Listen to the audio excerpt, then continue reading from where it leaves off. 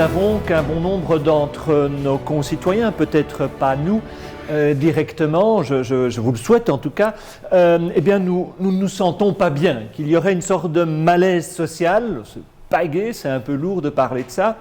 Et puis peut-être qu'on n'en aurait pas besoin et on aura encore plus l'occasion de parler de bonnes choses, puisque moi je vais essayer de partir à la source de l'explication de pourquoi est-ce qu'on a notamment ces comportements électoraux auxquels on a assisté avec des gens qui se mettent à voter pour des partis extrémistes, des partis populistes, alors que la réponse elle peut être tout à fait évidente. Vous avez entendu la radio ce matin, vous avez peut-être lu le soir, vous avez vu le pactole avec lequel M. Moreau est parti, soi-disant parce que c'était un dirigeant de grande compétence, ce qui reste tout à fait à montrer. Je ne parlerai pas d'autres dimensions. Peut-être que ça suffirait pour expliquer pourquoi les gens, entre guillemets, ont la rage, veulent que ça change, etc. Mais on ne va pas se contenter de ça, même si ça fait évidemment partie du tableau.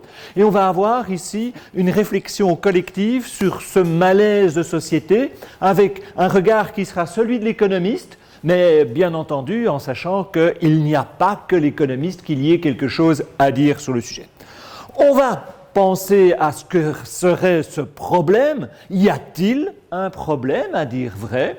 Et ensuite, on regardera les causes et de possibles pistes de solutions. Y a-t-il un problème? Allons-nous mal? On pourrait dire oui, on pourrait dire non. On entend souvent parler aujourd'hui dire que l'économie ne va pas très bien. On entend dire qu'il n'y a jamais eu autant de burn-out. On entend oui, mais à côté de ça, on a des indicateurs qui, eux, vont plutôt dans l'autre sens quand on est économiste. Ce que vous avez sous les yeux, il y aura plein de graphiques.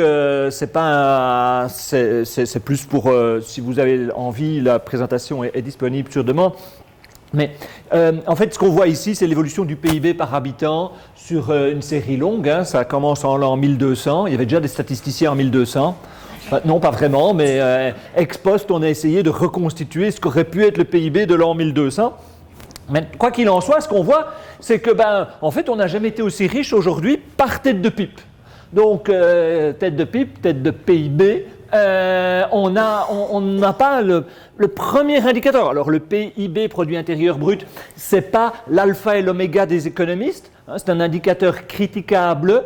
Si on a plus de PIB parce qu'on vend plus d'armes ou plus de fleurs, c'est la même chose pour le statisticien, alors qu'on préfère a priori plus de fleurs à plus d'arbres. Mais donc, on a un indicateur, l'indicateur souvent présenté comme étant celui qui va le mieux reprendre l'état de santé d'une économie, celui sur lequel un Charles Michel et un Elio Di Rupo vont s'étriper. Oui, mais quand moi j'étais Premier ministre, c'était mieux le PIB. L'autre va dire, mais non, moi c'est mon PIB plus élevé, etc., etc. Eh bien, quand on regarde cet indicateur, on a, et pour différents pays, différentes zones géographiques, eh bien, les choses vont bien, et vont bien à d'autres égards. On a plein d'indicateurs, la mortalité infantile, l'extrême pauvreté, l'accès à l'éducation, l'analphabétisme, tout ça. Sur les 200 dernières années, on n'a jamais été aussi bien que maintenant. Point barre. On prend d'autres indicateurs encore et on pourrait, je vous dis, multiplier. Ici, c'est un truc amusant, c'est l'écart d'espérance de vie entre blanc et noir aux États-Unis selon qu'on est homme et femme. Et on voit que cet écart diminue. Donc, dans des questions pas directement économiques, mais plus de société et notamment de discrimination, il y a vraisemblablement, que ce soit sur la base du genre, de l'orientation sexuelle, de la couleur de peau, moins de discrimination aujourd'hui qu'il n'y en a eu dans le passé. On pourrait se dire que donc tout va bien. Il y a même un gars qui avait fait un certain succès il y a une vingtaine d'années en disant le communisme est mort, c'est le triomphe du libéralisme et tout va aller bien. Voilà, c'est la fin de l'histoire, avait-il appelé cela. Et on voit que les perspectives sont même enthousiasmantes. Je trouvais que c'était une chouette petite synthèse. C'est quoi le monde? Eh bien, le monde, c'est 2 fois 2,2 et 2 fois 1,6. On parle en milliards d'êtres humains et on les répartit comme ça. Donc, les pauvres jeunes, ça fait 2,2 milliards d'humains. Et les pauvres âgés, ça fait 1,6 milliard d'êtres humains.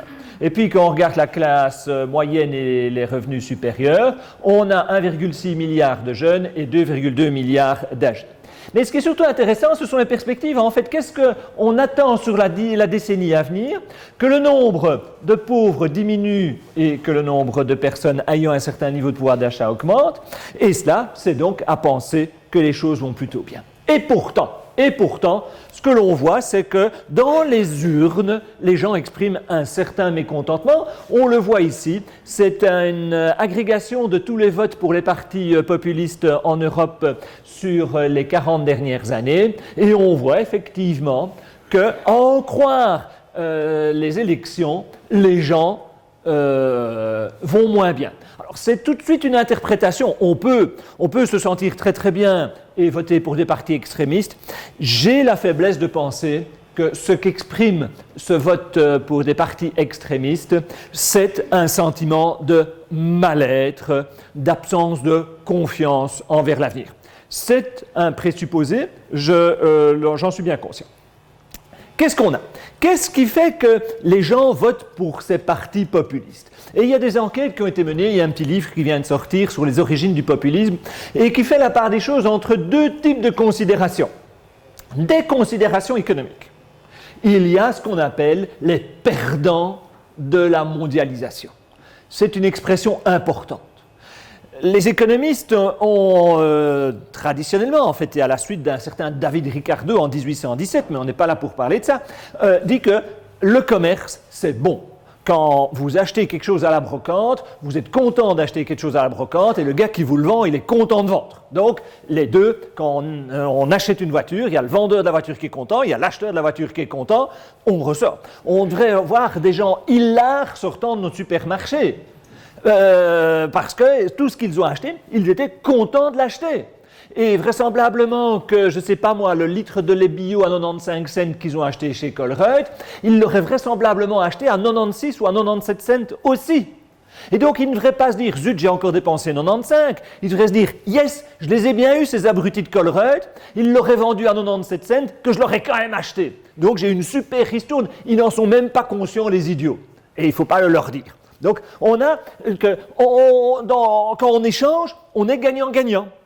Et par extrapolation, et c'était un des apports de Ricardo, c'était de nous dire, mais quand le Portugal et l'Angleterre commercent, eh bien, tout le monde gagne. C'est tout le monde gagne dans le sens, oui, le Portugal, il gagne. Les Anglais, ils gagnent. Mais il y a une petite subtilité. Ça ne veut pas dire que parce que le Portugal y gagne et que l'Angleterre y gagne, que tous les Portugais et tous les Anglais y gagnaient.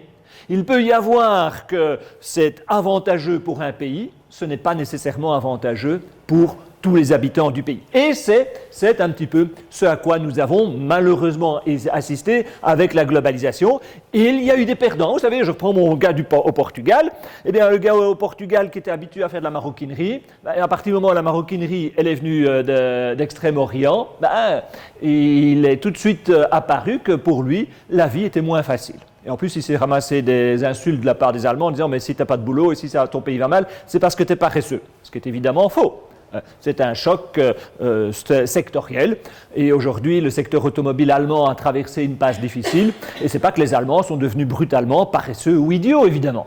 Ce sont des chocs sectoriels, comme n'importe quelle économie peut en traverser. Et incidemment, c'est une des valeurs ajoutées théoriques, mais trop peu exploitées de l'Union européenne, c'est de mutualiser les risques. On ne sait pas, demain il pourrait y avoir une crise dans le secteur de la pharmacie et la Wallonie aurait tout à coup l'air d'aller moins bien. Donc on peut avoir ce genre d'éléments. J'en reviens à mon propos. Il y a des facteurs de type socio-économique et on sait que la sensation de bien-être subjectif, et c'est pour ça que je me permets cette interprétation du populisme en disant c'est une expression d'un certain mal-être, il y a cette dimension. Mais il y a aussi une dimension plus interpersonnelle et vote pour les partis extrémistes en moyenne, et une moyenne cache une dispersion bien entendu, mais en moyenne ce sont des gens qui souffrent d'un manque de confiance envers les institutions et un manque de confiance envers autrui. L'auteur, un des auteurs, il y en a plusieurs, mais il parlait d'un rapport blessé à autrui. Vous disiez aussi, en fait, ces gens qui votent pour les partis populistes, ils se méfient à la fois des riches et des pauvres. Je trouve que c'est une bonne synthèse, montrer cet état de méfiance. Il n'y a pas que les élections. Il n'y a pas que les élections qui m'amènent à penser que ce sujet mérite d'être discuté et donc d'avoir proposé à Didier d'en traiter. On voit d'autres choses. En Wallonie, un enfant sur 4 qui grandit dans une famille pauvre, c'est inacceptable. C'est tout simplement inacceptable. On paye pas mal d'impôts, on pense avoir un niveau de développement de notre société élevé. Se dire qu'on ne parvient pas à avoir une autre situation. Alors je ne dis pas qu'il est inconcevable qu'il n'y ait pas ici ou là de temps en temps une famille avec un enfant, mais un quart des enfants wallons grandissant dans des familles reconnues comme pauvres, et pauvres, ce n'est pas des sommes, on ne parle pas de 2 000 € par mois, donc c'est quand même préoccupant. Et puis il y a d'autres choses, la consommation d'antidépresseurs, l'espérance de vie qui ne progresse plus. Aujourd'hui, nous le savons, il y aurait moyen de vivre plus vieux, mais il y a des problèmes de qualité de l'air, des problèmes de qualité de la manière dont on se nourrit, qui sont, il y a des consommations de médicaments aux États-Unis, ce qu'on appelle la crise des opiacés, où ce sont donc des médicaments tout à fait légalisés, qui ont conduit à une véritable épidémie. Aujourd'hui, aux États-Unis, il y a entre 60 et 70 000 personnes qui décèdent d'overdose de médicaments légalisés. Donc c'est pas pour rire, quoi, hein. Et on le voit ici, c'est en France, c'est l'espérance de vie en bonne santé. Le trait en pointillé, c'est l'espérance de vie en bonne santé. Le trait plein, c'est l'espérance de vie tout court. Mais donc l'espérance de vie en bonne santé, homme-femme, n'augmente plus vraiment. Et donc, il y a à se demander si nous ne sommes pas en train d'enterrer la classe moyenne. Et ça, pour un économiste, mais c'est vrai aussi pour un politologue, c'est vrai pour un sociologue, c'est vrai pour des psychologues, c'est vrai pour plein de gens, tous, à tous égards, voilà une question qui va nous intéresser en premier chef. Quelles peuvent bien être les causes de ce problème? Eh bien, il y a une explication. Il y a une explication, et on l'a ici, ce serait l'esprit humain. L'esprit humain, il y a un gars, un certain Steven Pink, qui a écrit un bouquin sur, il appelle ça les Lumières maintenant. Il dit, mais enfin, l'être humain, c'est quand même bizarre.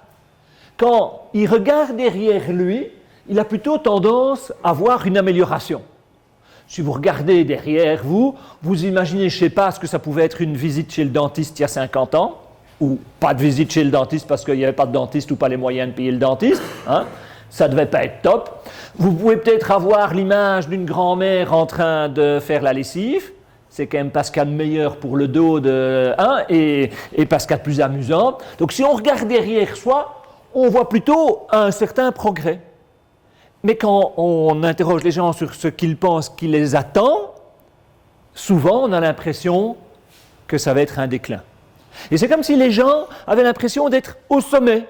Derrière, c'était moins bien, mais devant, ce sera aussi moins bien. On serait au sommet.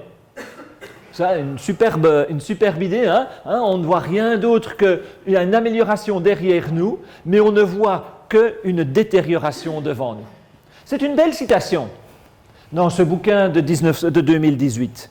Mais il y a un petit stut, comme on dit à Bruxelles. Et c'est quoi le petit stut? C'est une citation qui date de 1830. La Belgique. Ce serait aussi vieux que la Belgique, au moins, que, en fait, quand on regarde derrière, on voit plutôt du progrès, et quand on regarde devant, on s'inquiète. Donc, la peur de demain, l'idée qu'on a atteint le sommet et que ça va aller en déclinant, c'est une vieille idée. Donc, aujourd'hui, il y a peut-être beaucoup de gens qui pensent ça, mais parce qu'on a toujours pensé ça, et qu'il n'y aurait donc pas lieu d'en parler bien davantage. C'est une vieille idée, la nostalgie est assez présente. Il y a un philosophe, Michel Serres, qui a fait un petit bouquin, c'était son dernier avant de décéder, c'était mieux avant, et c'était un titre évidemment ironique, et pour être sûr que l'on ne se méprenne pas sur le sens du titre, l'illustration, c'était effectivement une dame, bien entendu, une dame, qui faisait la sale besogne de nettoyer le linge. Et il y a une belle citation que j'aime bien, en fait. Qu'est-ce qui Oui, c'est assez indiscret, hein? Attention là, hein? On va tout savoir sur votre... J'ai essayé discrètement d'aller pour cacher le nom de ce client furieux, ou bien au contraire, tout à fait content du cadeau d'entreprise que vous aviez offert. Ça risque de devenir de plus en plus indécent, donc je vais... Oui, ah oui, non, alors... On va couper l'accès à la messagerie. Voilà. Et on en revient à ceci avec une très belle citation. Rien n'étant responsable de ce qu'on appelle les bons vieux jours qu'une mauvaise mémoire. C'est notre mémoire qui nous fait regarder le passé de manière biaisée. Et on est tous un petit peu responsables de ça. Le petit exemple que j'aime bien citer, ce sont nos propres albums photos. Dans nos albums photos, nous ne plaçons que des photos de moments heureux. Qui d'entre nous met un album photo avec des malades, avec des morts, avec des disputes familiales? Je ne sais pas, mais moi, je ne mets pas ça. Et forcément que donc quand on regarde, et je voyais ma femme l'autre jour, regarder l'album de photos de 1992, et les enfants, mais qui sont mignons, elle oubliait les mauvaises nuits, les cris, les disputes, la fatigue et tout ça, quoi. Hein? Oh, mais que c'était gai, que c'était beau. Et voilà, on participe à tous à ce jeu-là. Donc voilà. Donc on pourrait se dire, so what, quoi? Est-ce qu'il y a vraiment un problème? Mais poursuivons quand même, et il y a un excellent économiste, Danny Roderick, qui a dit, mais moi je vous propose de réfléchir à la chose, et c'est le fil que je reprends ici, de manière simpliste. Soit c'est un problème d'économie, soit c'est plutôt un problème culturel, on est toujours comme ça, on a toujours pensé que ça avait été mieux hier, etc. Et qu'en pensez? Eh bien, regardons ceci. Vous avez un magazine qui s'appelle le Figaro Magazine, très franchement marqué à droite, c'est pas ma lecture de toutes les semaines, mais qu'est-ce qu'on voit? On voit Marianne voilée, et le titre « Serons-nous encore français dans 30 ans ?» Et qu'est-ce qui se passe? En fait, regardez un petit peu ici, qu'est-ce qu'on voit? Qui c'est ce mec-là? Enfin, pardon, il faut avoir du respect pour les personnes décédées. C'est un certain Jacques Chirac. Et là, c'est Fabius. C'est une photo, donc ça a tout de suite une idée, mais il y a un problème avec mon truc. Ah ben oui, il y a un problème. En fait, c'est une couverture qui date de 1985. Et donc, en 1985, il y avait déjà qu'on se demandait si on serait encore français dans 30 ans. Maintenant, on a la réponse. Oui, on est encore français, enfin, on est encore belge ou wallon, vous le faites comme vous voulez, hein, mais donc des inquiétudes comme ça, et des inquiétudes par rapport à la religion, par rapport à la couleur de peau. Aux États-Unis, en 1980, c'était pas il y a si longtemps, 3/4 des enfants, enfin des jeunes de moins de 15 ans, avaient une peau blanche. Aujourd'hui, on vient de passer en dessous de 50%, 49,9%. Donc aux États-Unis, aujourd'hui, la population jeune, un jeune sur deux n'est pas blanc. C'est un problème, pas du tout, mais évidemment que ça peut amener à des perceptions malaise. On n'a pas à juger ici. Mon propos ce matin, c'est pas de dire qui est gentil, qui est méchant, mais une explication importante pour ce mouvement populiste, c'est en fait des gens qui ne se retrouvent pas dans ce qu'on pourrait appeler un glissement tendanciel de valeurs. Des valeurs, et ça peut être aussi bien l'orientation sexuelle. C'est ridicule, mais ça me vient à l'esprit. Notre fille nous proposait de passer le week-end avec des copains à elle. Et on a passé, donc ma femme et moi, le week-end avec notre fille et des copains. Et là-dedans, il y avait 2 filles qui se tenaient gentiment par la main. Et ça peut déranger certains. Comme voilà, c'est des choses aujourd'hui plus ouvertes, plus affichées. Je ne pense pas que ce soit très différent des préférences et des orientations sexuelles d'hier, mais elles sont plus affichées. Et le fait que ce soit plus affiché peut interpeller un certain nombre de personnes. Les évolutions en matière de religion, les évolutions en matière de structure familiale, les évolutions en matière d'acceptation de l'autorité. Il y a des gens qui peuvent ne pas se retrouver dans cette évolution de la société. Il y a un philosophe français, Latour, qui a une phrase que j'aime bien. Les gilets jaunes sont des migrants de l'intérieur quittés par leur pays. On ne se retrouve pas, on n'est plus chez soi. Et donc, on n'est plus chez soi à l'air de dire, mais on est envahi par des gens qui viennent d'autres pays. Mais il n'y a pas que ça. Il n'y a pas que le fait d'être regardez en Angleterre, les gens qui ont voté le Brexit, une bonne partie de la motivation du Brexit, c'est un ressenti par rapport à de bons, entre guillemets, chrétiens, que sont les Polonais ou les Roumains ou les Bulgares. Ça ne prend pas la connotation religieuse que ça peut prendre dans un pays comme la France ou la Belgique. Hein. Mais donc là, l'idée, on n'est plus chez soi. On n'est plus chez soi, c'est certainement une partie de l'explication. La dimension spatiale est aussi importante et on l'a aussi ressenti dans les Gilets jaunes. Les Gilets jaunes, ce n'était pas dans les banlieues rouges de Paris, c'était pas à Neuilly non plus, bien entendu, c'était dans les zones rurales et périurbaines. Et regardez ici, c'est des choses assez intéressantes à observer.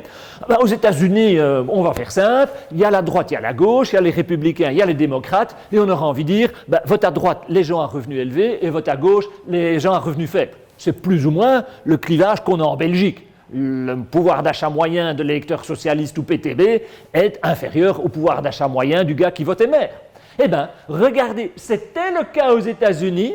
Ce ne l'est plus. Sur une dizaine d'années, vous avez en rouge l'évolution du revenu moyen des ménages dans les circonscriptions qui votent pour les républicains. Une diminution. Alors, ceci, et c'est intéressant aussi sur le plan du débat quand vous êtes avec des copains, en famille, il n'y a pas de lien de cause à effet dans ce graphique-là. Ce graphique-ci, vous voyez que là où on vote pour les républicains, le revenu a diminué, et là où on vote pour les démocrates, le revenu a augmenté. Ce qui est important, c'est qu'il n'y a pas de lien de cause à effet. Ce n'est pas parce qu'on s'est appauvri qu'on se met à voter pour les républicains, ce n'est pas parce qu'on vote républicain que dès lors on s'est appauvri. C'est une analyse que, sur la base de ce petit graphique-ci, je ne peux pas faire. Si j'étais intellectuellement malhonnête, je vous dirais, imaginons je suis un homme de gauche, et je dis, je vais montrer que les gens de droite, ils ne savent pas gérer. Je dis, vous avez vu, vous votez pour des républicains, 10 ans plus tard, vous vous êtes appauvris. Ouais. Non, ce n'est pas ça que le graphique dit, évidemment. Hein. Donc, attention à l'interprétation des chiffres et des graphiques. Mais il y a très clairement une dissociation. Ici, ce n'est pas en termes de revenus, c'est le PIB par habitant dans les circonscriptions, et on voit le creusement tout à fait spectaculaire aux États-Unis, la polarisation. C'est vrai dans d'autres zones. La France est un pays très très marqué par le creusement des inégalités de croissance entre l'Île-de-France et une bonne partie du reste du pays. Ce sentiment de fracture spatiale, on l'a aussi chez nous, hein, mais j'en viens à ces gilets jaunes. Troisième, j'y étais déjà, mais une autre dimension, c'est cet aspect de mauvaise santé culturelle dont parlait Françoise Nissens, l'ex-ministre de la Culture française. En fait, n'ayons pas un discours d'économiste sur des problèmes qui sont des problèmes de géographie, qui sont des problèmes de transition dans nos valeurs dominantes, hein, et ça pourrait être donc là l'explication. Manque de confiance, mais en tout cas, on a en même temps un certain nombre d'indicateurs. Je n'insisterai pas et je redis que le PowerPoint est disponible sur demande, qui montrent qu'en fait, là où on a voté pour le Brexit, c'était là où, sur le plan économique, ça allait effectivement moins bien en termes de globalisation, où on avait davantage ressenti le coût de la globalisation, où la concentration des perdants de la globalisation était plus importante. Et ça pouvait paraître bizarre que des régions qui avaient reçu beaucoup de subventions européennes votent pour le Brexit. Oui, hein, une lecture un peu d'économiste. Les gens, ils sont cons, quoi. Ils votent pour le Brexit, alors ils vont perdre les subventions européennes. Mais en même temps, l'explication économique doit être approfondie, et donc des chercheurs ont montré, oui, mais là où on a voté pour le Brexit, c'est vrai qu'on va perdre les subventions européennes, mais là où on a voté pour le Brexit, ce sont des régions qui ont eu davantage à souffrir sur le plan industriel de la mise en concurrence avec des producteurs venant de plus loin. Aujourd'hui, les économistes doivent bien admettre qu'il y a un certain nombre de problèmes de type socio-économique sur lequel on n'a pas assez insisté. Et c'est vrai que pour un économiste, a priori, je vous ai parlé au départ de l'évolution du PIB, et alors il ne voit pas où est le problème, mais si vous deviez, en tant qu'économiste, vous intéresser à ces malaises sociaux, le premier indicateur auquel vous auriez songé, auquel j'aurais songé, je le dis bien modestement, c'est le taux de chômage. Moi, j'ai étudié ici à la fac à Namur de 80 à 85. Eh bien, en fait, j'ai envie de dire, je suis un enfant du chômage. Le chômage qui est fortement monté dans les années 70. Et donc, tout qui avait une fibre un peu sociale en économie se braquait sur le taux de chômage. Et on n'imaginait pas qu'une société puisse aller bien avec un taux de chômage élevé. Et le corollaire, c'est de dire, si le chômage baisse, la société se portera mieux. Et à quoi avons-nous assisté? À une baisse du chômage. Et donc, en apparence, baisse du chômage, la société va mieux. Et en fait, non. Mais de nouveau, parce qu'on a été prisonnier de l'un ou l'autre indicateur. Et ici, on s'est dit, le taux de chômage va tout nous dire de l'état de santé mentale, de la cohésion dans notre société. Et c'était ça l'erreur. Il ne fallait pas regarder que le chômage. Bien entendu que si le chômage est à 25%, c'est difficile d'imaginer qu'une société puisse bien fonctionner. Mais ce n'est pas parce qu'il est à 5% que la société fonctionne bien. D'accord ? Et donc là, on n'a pas été très très bon. Et il y a un certain nombre de paramètres qu'on n'a pas regardés et sur lesquels je vais revenir. Et des paramètres importants. Par exemple, mesurer le pouvoir d'achat des gens. C'est un truc super basique. Je vous ai déjà montré des chiffres. Et en fait, on sait qu'on ne sait pas. On ne sait pas. Pour juste vous donner le goût, on n'a pas le temps ce matin d'entrer dans tous ces détails, mais un truc, l'immobilier, le logement. Le logement, dans le calcul du coût de la vie d'un ménage, le logement intervient pour 6%. Alors, pensez à vous-même, pensez autour de vous, et dites aux gens, le logement, ça va représenter 6% de votre budget. C'était à la masse, toi. Ça va être 20, ça va être 30, ça va être 40, ça va être 50% du budget. Et on n'arrête pas de nous seriner que les prix de l'immobilier montent, et ça a l'air d'être un peu le cas, pour des surfaces habitées qui vont plutôt en diminuant. Et donc, est-ce qu'on tient bien compte des vrais coûts de la vie?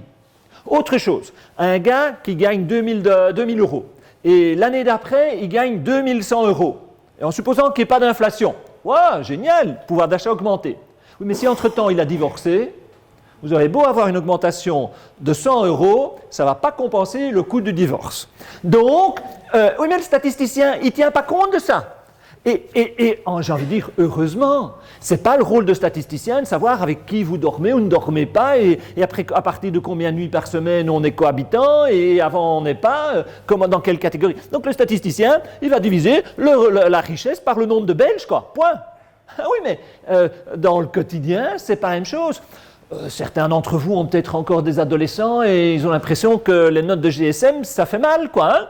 Et donc ça aussi, c'est un truc. Le statisticien, il ignore que votre budget augmente de 50 euros, mais que votre facture de GSM et de sortie pour les ados, etc., augmente de 300.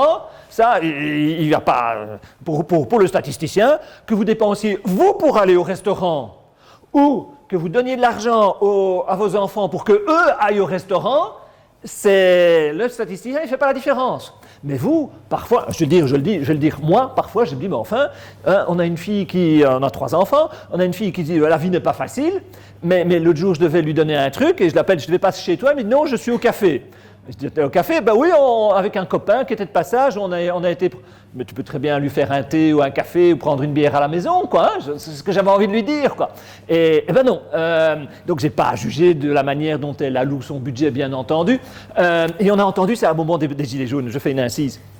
Il y avait eu sur un télévisé, un gars, un de ces gilets jaunes qui avait dit « Ouais, mais la vie, ça coûte cher, je peux plus emmener les enfants aussi souvent qu'avant chez McDo. » Et il y avait eu un déferlement sur les réseaux sociaux, mais enfin, qu'est-ce qu'il a emmené les enfants chez McDo? On peut quand même pas se plaindre. Moi, j'ai de la compassion pour ceux qui ne savent pas se payer le médecin, mais enfin, on n'a pas à se mêler de la manière dont les gens dépensent leur budget. Ça, c'est mon point de vue personnel. Et ne jugeons pas, oui, on peut trouver bizarroïde que des gens à faible revenu dépensent quand même de l'argent chez McDo, mais je crois qu'aussi longtemps qu'on n'a pas été dans la situation de la personne en question, on ne sait pas quelle est sa motivation pour aller chez McDo. Donc ne jugeons pas trop, l'économiste reste en retrait. On est d'une fois encore ici pas à parler comme un moralisateur.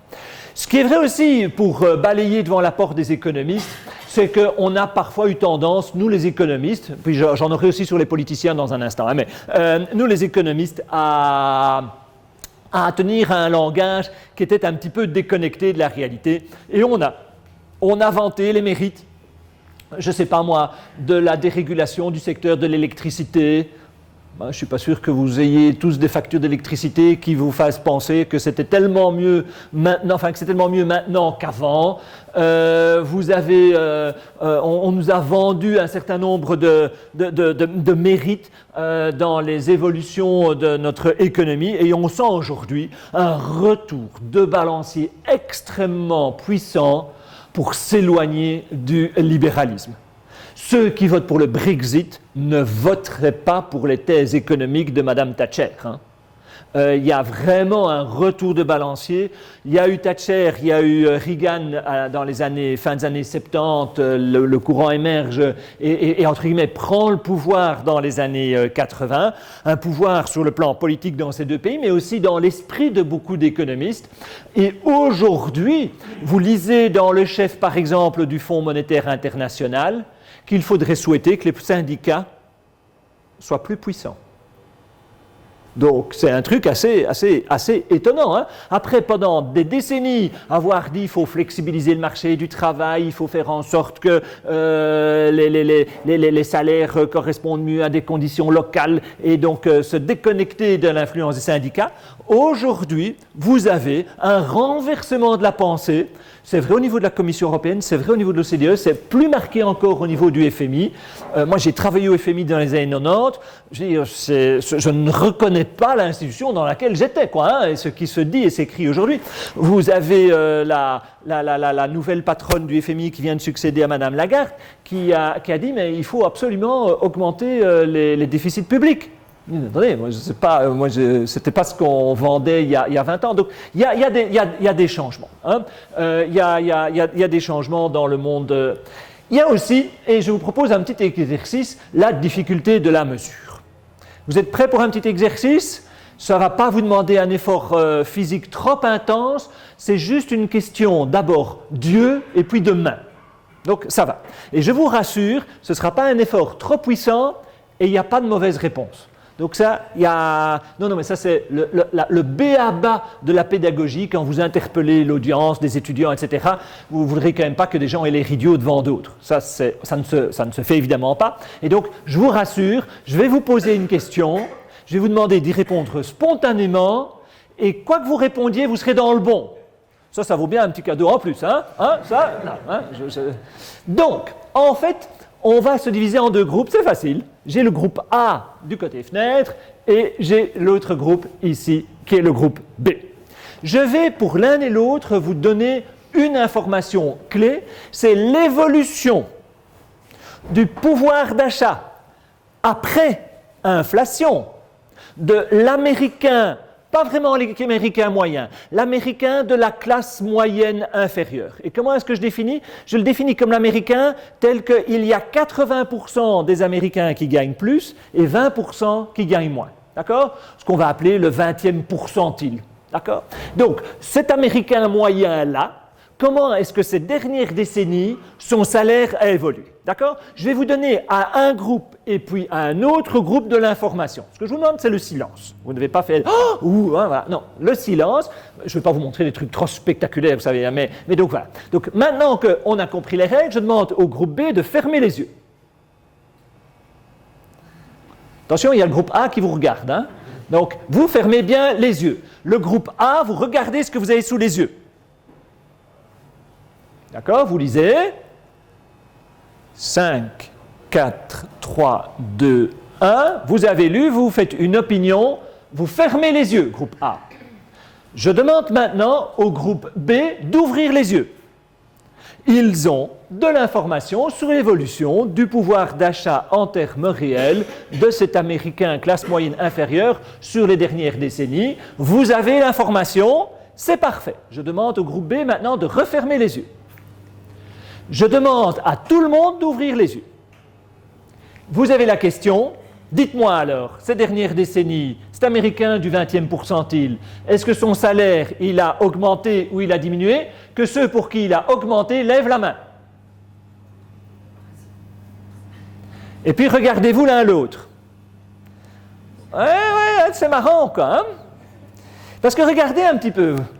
Il y a le groupe A, il avait reçu comme information que ça avait augmenté de 23%. Il y a quand même quelques timides là. Hein? Il y a quelques timides. Hein? Ou bien vous trouvez que 23%, c'est pas augmenté. Mais voilà.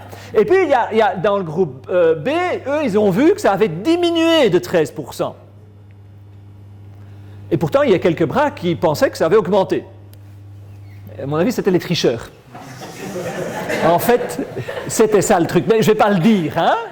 Mais on peut penser que si ils voient que ça a diminué et qu'on leur demande ça a augmenté et qu'ils lèvent la main, c'est qu'ils avaient un peu triché quand même. Non? Bon, on n'est pas là pour les confessions collectives, c'est pas mon genre non plus. Mais donc, en fait, qu'est-ce que vous avez? Vous avez tout le monde avait raison. Parce que quand je vous dis ces dernières décennies, j'aurais pu parler de la période 1990-2018 ou la période 79-2018. J'aurais pu calculer le coût de la vie en fonction donc l'indice des prix à la consommation, comme on dit chez nous. Eh bien, il y a différentes manières de le mesurer. Et quand je vous parle de l'américain moyen, j'ai une petite subtilité de langage. C'est l'américain moyen, comme on dirait le belge moyen. C'est le belge moyen rien que les hommes, ou c'est le belge moyen hommes et femmes confondus? Le français est ambigu, hein? Eh bien, je me suis amusé avec cette ambiguïté. Enfin, je dis je pompe ça d'une étude de quelqu'un d'autre, hein, je vous rassure. Et qu'est-ce qu'on a? Eh bien, on a que si j'avais envie d'argumenter la thèse comme quoi tout va bien, où est le problème, je vous aurais montré ces chiffres-là. Et si j'avais eu envie de vous dire, oh là là là là là là, que ça va mal, on va dans le mur, je vous aurais montré ces chiffres-là. Et dans les deux cas, j'aurais eu raison. Donc, prenons les informations statistiques avec un petit peu de distance. Et en plus, tout n'est pas qu'économique, ça nous le savons. Les pays d'Europe centrale, sur le plan économique, ils ont une croissance économique à nous faire pâlir d'envie. Hein. Je veux dire, si vous regardez la Hongrie, la Pologne, la Roumanie aujourd'hui par rapport à il y a 25 ans, eux, ils ont senti l'amélioration de la situation économique globale. Hein. Et ça ne les empêche pas de voter pour des partis assez populistes. Hein. Donc, et d'avoir peur d'une invasion en Hongrie. En fait, dans ces pays, c'est étonnant. Ils ont peur d'une invasion étrangère, alors ce qu'ils vivent sur place, c'est quoi? C'est pas du tout une invasion. C'est un exode, c'est une déperdition de population. Je crois que la Bulgarie a perdu près de 20% de sa population depuis 1989.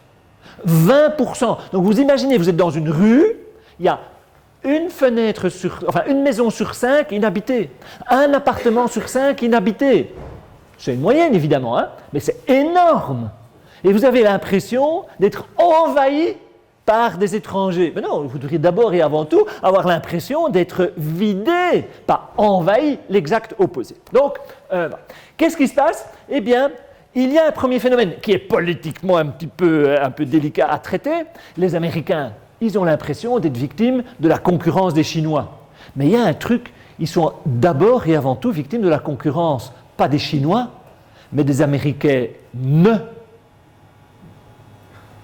Ça vous interpelle, hein?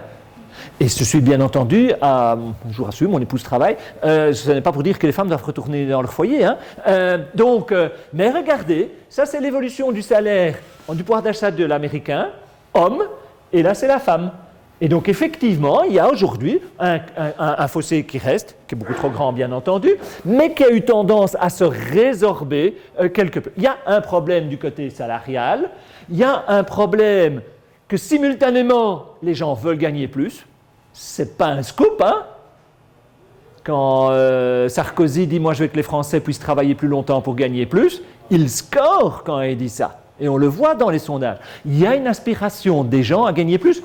Alors on a peut-être ici dans l'assistance un certain nombre de personnes qui ont une certaine aisance matérielle et qui se disent ben non, on fait tout compte fait, moi je n'ai pas besoin de gagner plus, si je pouvais même travailler un petit peu moins, ça m'irait. En fait non, les gens aspirent à gagner plus.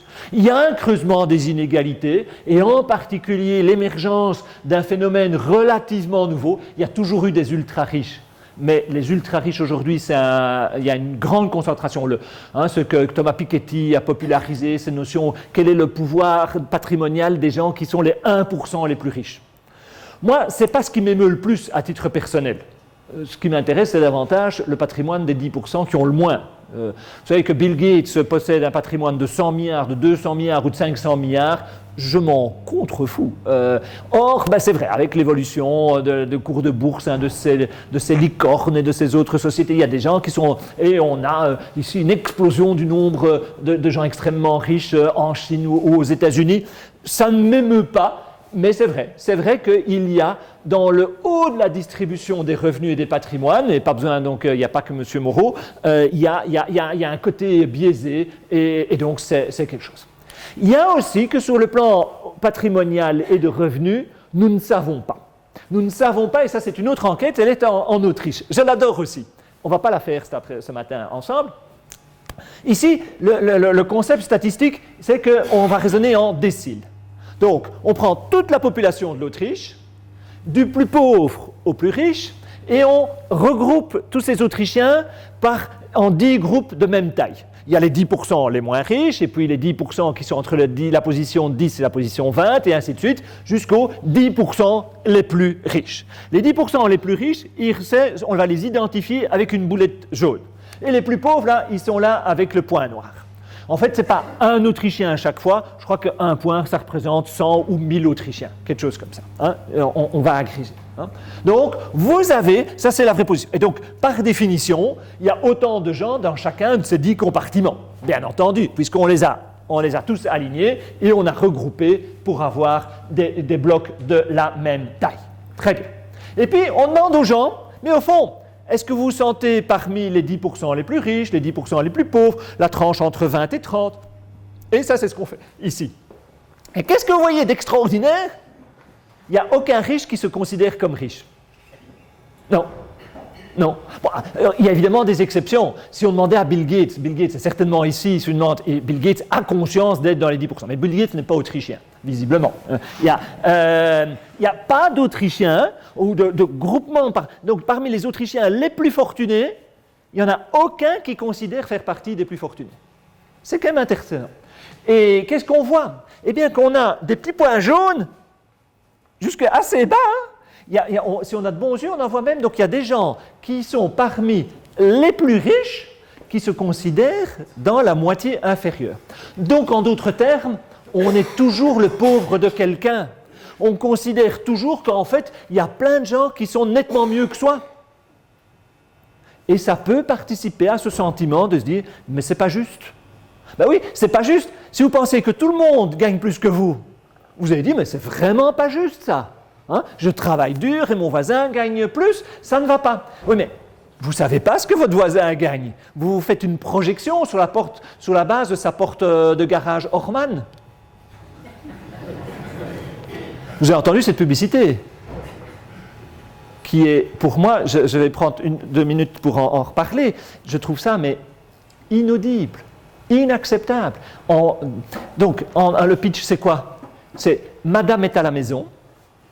Monsieur revient du travail, donc vous voyez déjà le sexisme, bien. C'est Madame l'idiote de service qui dit chérie, que se passe-t-il? Dit l'homme. Et il y a Madame qui dit t'as vu les voisins? Non. Ils ont une porte de garage. Orman. Qu'est-ce qu'on va devenir? Et puis il y a l'homme, le héros, bien entendu, qui dit calme-toi. J'ai la solution, c'est normal, c'est un homme, c'est lui qui a la solution. Et nous allons donc faire placer une porte de garage Orman et en plus, on va mettre aussi une porte Orman à l'arrière à la cuisine. Et le problème est réglé. Extraordinaire, ça peut dire sur la considération de certains publicistes sur l'état de santé mentale de la population, mais peut-être ont-ils raison, c'est peut-être moi le naïf de service, et qu'effectivement la population vit en fonction de sa porte de garage et de savoir si c'est réellement une Orman ou pas. Bien, alors, un mot pour synthétiser l'analyse économique. Il y a un problème d'insécurisation économique aujourd'hui dans nos économies. Ne nous voilons pas la face. Les gens ont à faire face avec un salaire. Ils ont l'impression un salaire qui stagne et des taxes qui augmentent.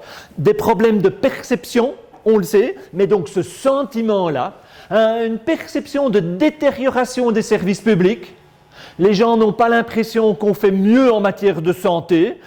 S'ils vont à l'hôpital, ils ne peuvent pas très bien comparer les performances de l'IRM d'aujourd'hui avec les appareillages d'il y a 20 ans, mais ils ont l'impression qu'on a fermé le bureau de poste, que c'est plus difficile de remplir sa feuille d'impôt.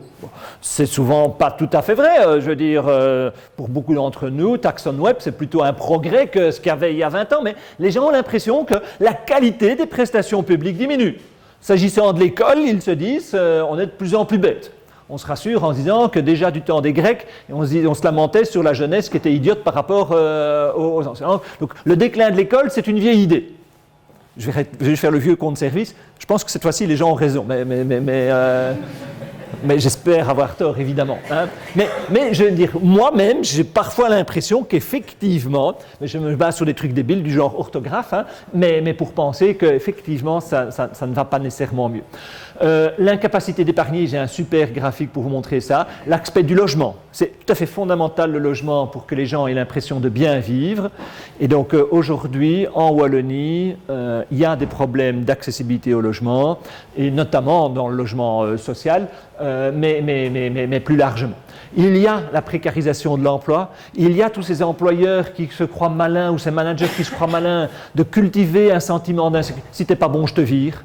Je dois te pousser en dehors de ta zone de confort, et ce genre de choses. Soyons très très prudents en termes de management, de ne pas insécuriser les gens. Ne pensons pas que c'est quand que les gens ils sont là à vouloir dormir au boulot et qu'il faut leur donner des aiguillons dans les fesses pour qu'ils ne s'endorment pas. Je pense que le bon management, c'est un management beaucoup plus incitatif qu'un management punitif. Mais voilà. L'instabilité du système financier, je peux comprendre que les gens, quand ils ont entendu parler, et puis souffert de la déconfiture de Dexia ou de Fortis dans leur patrimoine, hein, le coopérateur Arco, c'est pas drôle, l'actionnaire Fortis, c'est pas drôle, donc il y a un certain nombre. Et il y a tout ça. Et ça prend une traduction nostalgique, et on va aller dire en Angleterre « take back control ». On ne dit pas take control, on ne va pas dire prendre le contrôle, on va dire reprendre le contrôle. Et aux États-Unis, un mot extrêmement important dans la phrase c'est again, encore, c'est reprendre, redonner à l'Amérique sa puissance d'antan, redonner. On s'en fout normalement. L'économiste, c'est un gars, il regarde que devant lui. Le passé, c'est le passé. On appelle ça les coups échoués. Vous savez, vous avez payé 10 € pour aller au ciné, et après 10 minutes, vous vous rendez compte que le film est mauvais. Vous serez de toute façon pas remboursé. Donc la question, c'est pas de se dire j'ai payé donc je reste. C'est le comportement de beaucoup de gens. Mais le comportement rationnel, ce serait de dire est-ce que j'ai mieux à faire des 100 minutes qui viennent que de rester dans la salle de cinéma? C'est ça qui devrait être votre raisonnement. Mais la plupart des gens, ils ne veulent pas confronter l'échec. J'ai été bête de choisir ce film-là, et donc je reste assis dans mon fauteuil. Mais ils auraient vraisemblablement mieux à faire en sortant de la salle, et ils ne le font pas. Donc on n'est pas tout à fait cohérent. L'insécurisation financière, on est aux États-Unis, où le sens de l'épargne n'est peut-être pas aussi développé que chez nous, et on demande aux gens, mais tiens, vous avez une dépense imprévue de 400 €. 400 €, on y est vite. Hein, avec sa voiture, c'est pas rare de devoir dépenser de manière imprévue. Pas si on est une Mercedes, ça n'arrive pas. Mais prenez n'importe quelle autre marque au hasard, eh bien, vous avez une dépense de 400 $ à faire. Eh bien, on demande ça aux gens qui ont un revenu entre 40 000 et 99 000 $ par an. Donc, je ne vous parle pas ici de mes 20% les moins nantis, quoi. Hein. Entre 40 000 et 99 000 $ par an, normalement, ça vous met à l'abri du besoin. Et ça vous permet de constituer une petite épargne. Eh bien, vous prenez cette partie-là de la population américaine, eh bien, il y a un tiers des Américains qui ne savent pas faire face à une dépense imprévue de 400 $. Il y en a tout simplement 6% qui disent non, je ne sais pas, c'est comme ça.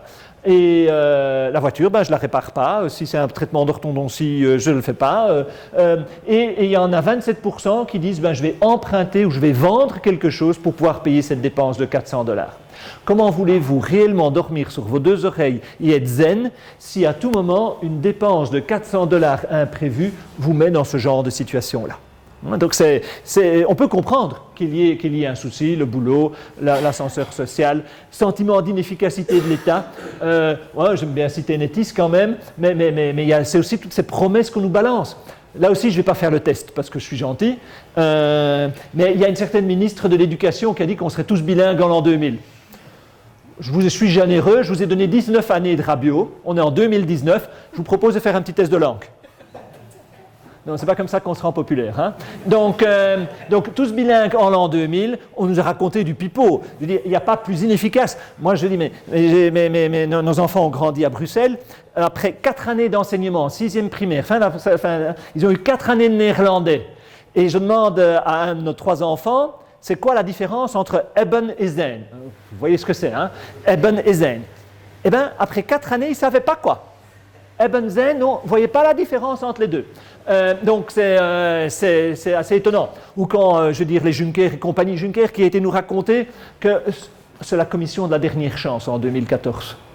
C'est évidemment faux, quoi. Hein. Et heureusement, parce que comme il n'a pas fait grand-chose et qu'on est en 2019, si c'était lui la dernière chance, à ce moment-là, on peut vraiment commander une place au cimetière. Donc, qui payera ma retraite?